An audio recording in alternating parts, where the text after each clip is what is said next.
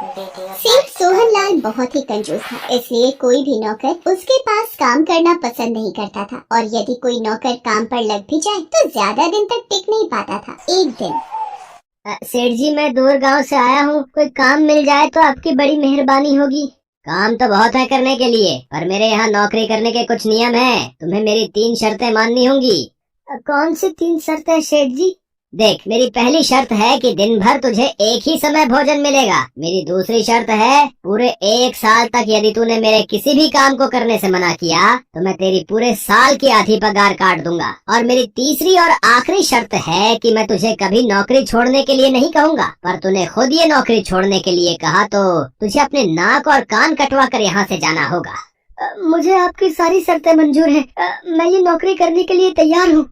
रघु सेठ सोहनलाल के घर नौकरी करने लगा है। सेठ सोहनलाल रघु से सारा दिन काम करवाता था और शाम के वक्त, ये ले रघु, तेरी भूसी की रोटी और घास की सब्जी। सेठानी जी, मैं ये भूसी की रोटी और घास की सब्जी कैसे खा सकता हूँ? बेचारा रघु चुपचाप वही खाना खा लेता है। सेठ सेठानी दोनों मिलकर रघु के सीधेपन का बहुत फायदा उठाते थे। रघु, ओ रघु, अब तक कुएं से घड़े भरकर नहीं लाया, सारे घड़े खाली पड़े हैं। काम चोर, सारा दिन इधर उधर घूमकर खाली समय बिताता रहता है।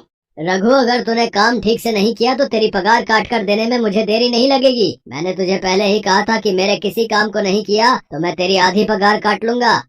पेट भर भोजन न मिलने की वजह से रघु दिन पर दिन बहुत कमजोर हो गया था, पर अब उसे ये तसल्ली थी कि अगले दिन उसका 1 वर्ष पूरा होने वाला है और वह इस मुसीबत से छूट जाएगा। पर रघु ये नहीं जानता था कि सोहनलाल बहुत ही कंजूस है। वो एक फूटी कौड़ी भी किसी को नहीं देता है।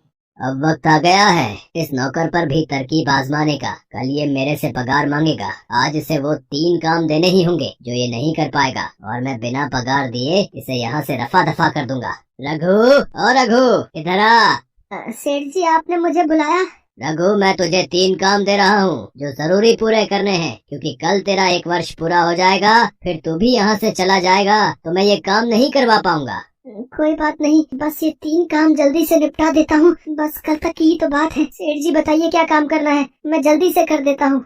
देख रघु, पहला काम ये है कि वो सामने तुझे 2 कांच के जग रखे हुए दिख रहे होंगे। बड़े जग को छोटे जग में डालना है। दूसरा काम, वो भंडार घर में गीले अनाज की बोरियां हैं, अनाज को बिना भंडार घर में से निकाले सुखाना है। और तीसरा काम, तुझे बिना तोले मेरे सिर का सही सही वजन बताना है। मुझे पता है ये काम तो बड़ी आसानी से कर लेगा।